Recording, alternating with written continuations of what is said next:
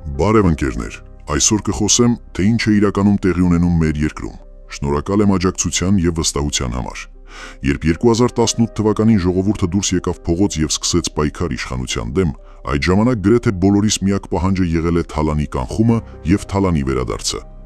Արդեն 8 տարի է անցել, երբ տեղի ունեցել իշխանափոխություն եւ այսօր հակակոռուպցիոն կոմիտեն ձերբակալում է Ռոբերտ Քոչարյանին եւ տեսանյութ է տարածում, թե ինչի համար է դա անում։ Ընկերներ, մինչ 2018 թվականը բազմաթիվ աղբյուրներից մենք գիտեինք, թե ինչ կարողություն ունի Ռոբերտ Քոչարյանը։ Բնականաբար, այդ մասին գիտեր նաև Նիկոլ Փաշինյանը։ Հատկանշական է, որ վարչապետ դառնալուց հետո ուժային կառույցների անմիջական վերահսկման հնարավորությունը նույն Նիկոլ Փաշինյանին ավելի շատ փաստական տվյալների հնարավորություն էր տվել։ Բազմիցս Փաշինյանը հայտարարել է, որ դատաիրավական համակարգը ունի խնդիրներ, եւ այդ խնդիրները լուծելու միակ տարբերակը սահմանադրական փոփոխություններն են։ Այսօր հակակոռուպցիոն կոմիտեի գործողությունները մի տեսակ հակառակ երևույթն է ցույց տնում։ Պարզվում է, դեռ մեր երկրում սահմանադրական փոփոխություն տեղի չի ունեցել եւ իրավապահ համակարգը անցել է գործի։ Սա վկայում է այն մասին, որ այն հայտարարությունները ուղղակի զավեշտ առաջացնելու համար են, թե մեր երկրում դատաիրավական համակարգը սպասարկում է նախկիններին։ Ինչևէ, եկեք փշրենք այն կարծրատիպը, որ մեր իշխանությունները որևէ աղերս չունեն դատաիրավական համակարգի հետ։ Հեղափոխություն կոչված պայմանավորված իշխանափոխությունից հետո իշխող ուժի մեջ են հայտնվում այնպիսի անձինք, ովքեր ուղիղ կապ են ունեցել Թալանի, բանակի Թալանի հետ։ Անգամ այդ անձինք հիմա բարձր պաշտոններ են զբաղեցնում։ Ես բազմիցս եմ անդրադարձել այդ անձանց, ձեզ ցույց տալով, որ մեր երկրում արդարությունը գործում է միայն ի նպաստ իշխանության։ Ինձով կարող է բացատրել, թե ինչպես է ստացվել, որ Գևորգ Պապոյանը, Վահագն Ալեքսանյանը, չէ որ նրանք ուղիղ կապ են ունեցել նախկինների հետ, մեկը հանրապետական է եղել, մյուսը Բարգավաճ Հայաստանի աջակից։ Կամ մեր համայնքների գրեթե 90%-ը ղեկավարում են նախկինների օրոք Թալանի անմիջական մասնակիցները, ովքեր չգիտես ինչպես դարձել են հեղափոխականներ։ Ընկերներ, ես բնավ դեմ չեմ, որ Թալանը հետ վերադարձվի, բայց այս իշխանության լեգիտիմության ժամկետները սպառված են դա անելու համար, քանի որ 8 տարի ժամանակահատվածը բավարար էր երկիրը թալանողներից մաքրելու համար։ Ես մի բան եմ հասկացել, որ մեր երկրում տեղի ունեցող նմանատիպ գործողություններին հաջորդելու են վատթարագույն իրողություններ։ Եթե կհիշեք, 2020 թվականին ձերբակալվեց Գագիկ Ծառուկյանը, իսկ մինչ այդ նաև Ռոբերտ Քոչարյանը, ավելի վաղ Մանվել Գրիգորյանը։ Ձերբակալություններին հաջորդեց պատերազմը։ Նիկոլ Փաշինյանը այս տարի հայտարարեց, որ եթե չունենան սահմանադրական մեծամասնություն, ապա սեպտեմբերին լինելու է աղետաբեր պատերազմ, ու իմ մոտ այնպիսի տպավորություն է, որ ամեն բան կրկին կրկնվում է։ Իհարկե պետք է հաշվի առնենք նաև, որ խոսվում է Տիգրանաշենի հանձնումից, ապա պատկերը ամբողջանում է։ Կրկին անգամ եմ ասում, որ այո, Թալանը պետք է հետ վերադառնա, բայց ոչ միայն նախկինների Թալանը, նաև ներկաների։ Իսկ ներկաների Թալանը եւս աստղաբաշխական չափերի է հասնում։ Շուրջ 6 ամիս է ինչ խոսում եմ այս իշխանությունների կողմից տեղի ունեցող Թալանից, բայց կարծես մեր պատկան մարմինները նստած օդում մուկ են նկարում։ Ընկերներ, առաջիկայում համայնքներում ընտրություններ են, եւ սա եւս մեկ հնարավորություն է, որպեսզի ազատվենք Թալանչի համայնքապետերից։ Այս ընթացքում բազմաթիվ տեղեկատվություններ եմ ստացել այդ համայնքապետերի մասին եւ դրանք հերթով ձեր ուշադրության եմ ներկայացնելու։ Ներկայացնելու եմ, թե ինչպես են պետական ռեսուրսները օգտագործում սեփական քարոզարշավն անելու համար։ Ներկայացնելու եմ, թե ինչպես են համայնքապատկան հողերը տալիս որոշ բիզնեսների, ինչպես են մայթերը դարձրել փող աշխատելու միջոց։ Ներկայացնելու եմ Թալանի անհերքելի ապացույցներ ու դուք որոշեք, արդյոք նման թալանչիներին կարելի է պաշտոն վստահել։ Ինչևէ, սկսում ենք։ Հապաղել պետք չէ։ Ի վերջո մենք ուզում ենք ունենալ իրավական եւ արդար երկիր, թե ցանկանում ենք ունենալ թալանվող երկիր։ Արարատ, Արաքս, Բաղրամյան, Մեծամոր, Մարտունի, Սևան, Վարդենիս, Թումանյան, Սպիտակ, Ստեփանավան, Փամբակ, Աբովյան, Գառնի, Ծաղկաձոր, Նայիրի, Նորհաչն, Աղյուրան, Ամասյա, Աշոցք, Արթիկ, Մեղրի, Տաթև, Տեղ, Վայք, Ջերմուկ, Դիլիջան, Նոյեմբերյան եւ եւս մի շարք համայնքներ։ Սպասեք, գալիս ենք։ Պետք է բացատրեք հանրությանը, թե ինչու են իրենք հարկ վճարում, իսկ դուք այն թալանում։ Անանիկ Ոսկանյան, Զավեն Մանուկյան, ձեզ առանձնահատուկ են սիրում ձեր համայնքներում, այնքան շատ, որ չեք պատկերացնի, ու հիմա ինչ էլ որ անում եք, արդեն գիտեն, որ դա հերթական դերասանությունն է, բայց շատերը չգիտեն մի քանի կարևոր բաներ, իսկ դա ձեզ անակնկալ եմ մատուցելու։ Իդեպ, պարոնայք, ընտանիքը պետության հիմքն է, բայց երբ քանդում եք ուրիշի ընտանիքը, դրանով քանդում եք պետության հիմքերը։ Կապ չունի, թե դա իրավաբանի, հաշվապահի կամ մեկ այլ մասնագետի ընտանիք է։ Բացի այն, որ քանդում եք պետության հիմքերը, նաև խախտում եք էթիկայի կանոնները։ Պատրաստվեք, չեք մարսելու ձեր Թալանը, դա ես ձեզ խոսք եմ տալիս։ Տիրապետում եմ բոլորիդ Թալանի ապացույցներին, հետևաբար ուզում եք անողոք պայքար, կստանաք։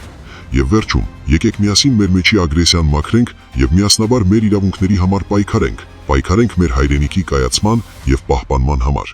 Գալու է ժամանակ, երբ մեզանից շատերը զղջալու են, որ մի կտոր հացն ենք նախընտրել ժամանակին։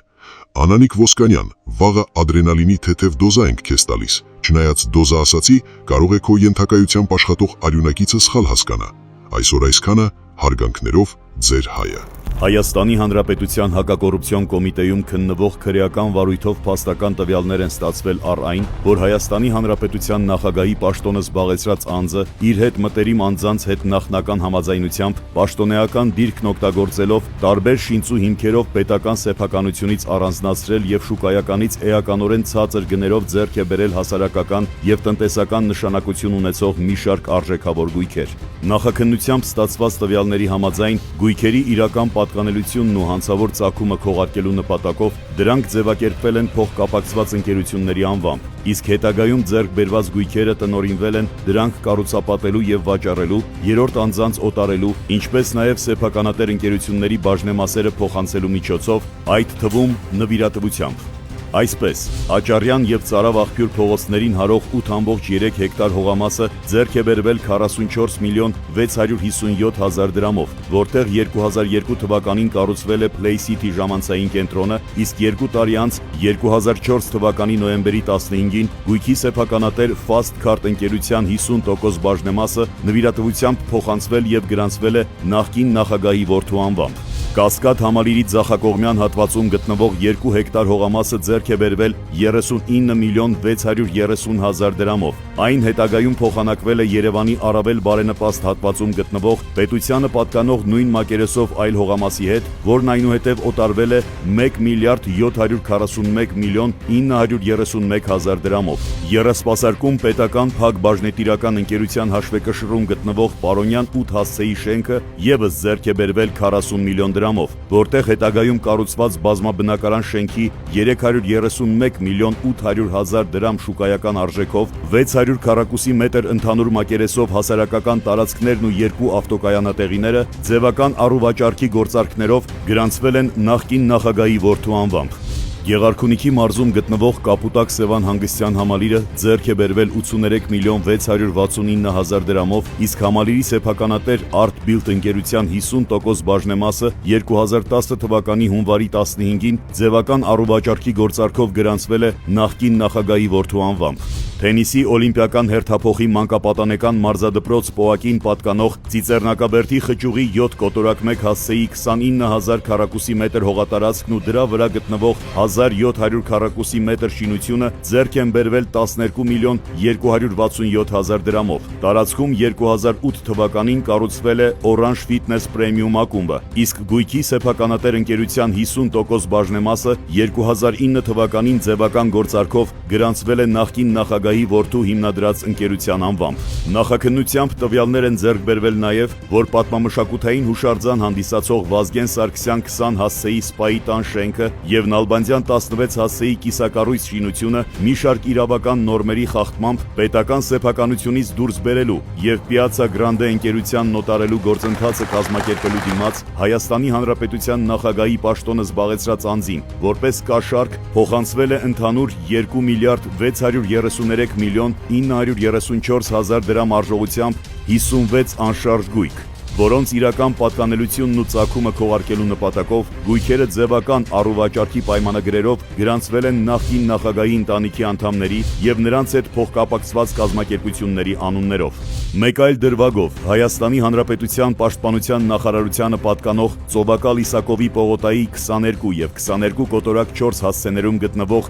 այդ թվում գիտաարտադրական կայանի կառուցման համար նախատեսված հողամասերի ընդհանուր շուկայական արժեքը կազմել է 1 միլիարդ 393 միլիոն 870 հազար դրամ, մինչդեռ դրանք նախկին նախագահի հետ մտերիմ անձին պատկանող ընկերությանը վաճառվել են 4 անգամ ավելի ցածր արժեքով։ Ըստ քննության տվյալների, հողամասերն անհամեմատ ցածր գնով վաճառելու եւ Հայաստանում ճապոնական Toyota ընկերության ներկայացուցչության անխոչնդոտ հիմնադրումն ապահովելու դիմաց 2006 թվականի մայիսի 9-ին Հայաստանի Հանրապետության նախագահի պաշտոնը զբաղեցրած անձին որպես կաշառք փոխանցվել է Toyota Երևան ընկերության 30% բաժնեմասը, որի հանցավոր ծագումը քողարկելու նպատակով այն ձևական առուվաճառքի պայմանագրերով գրանցվել է նախկին նախագահի որդու անվամբ։ Քրեական վարույթի շրջանակում ձերբակալվել է 6 անձ, այդ թվում նախկին նախագահը, նրա որդին եւ հանցավոր սխեմաներում ներգրավված այլ անձինք։ Նախաքննությամբ ուսումնասիրվում են նաեւ նախկին նախագահի որդու անվամբ 2001-ից